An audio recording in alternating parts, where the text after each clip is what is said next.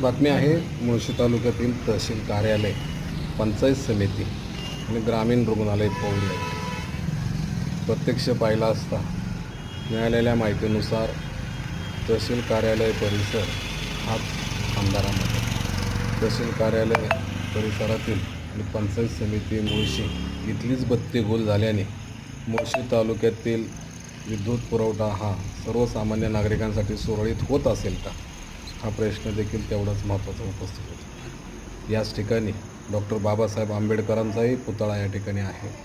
त्याच पद्धतीने या ठिकाणी श्री छत्रपती शिवाजी महाराजांचाही पुतळा आहे. दोन्हीही पुतळे या ठिकाणी अंधारामध्ये असताना जर या ठिकाणी एखादा प्रकार जर चुकीचा घडला तर याला जबाबदार कोण? आणि हे आहे ग्रामीण रुग्णालय पौड. ग्रामीण रुग्णालय पौड आणि तहसील कार्यालय आणि पंचायत समितीचा संपूर्ण भाग हा अंधारात असल्याने या ठिकाणी प्रवास करताना नाकी नऊ येत आहे. जर या ठिकाणची बत्ती जर गुल असेल तर मुळशी तालुक्यामध्ये बत्तीची प्रगती होईल का,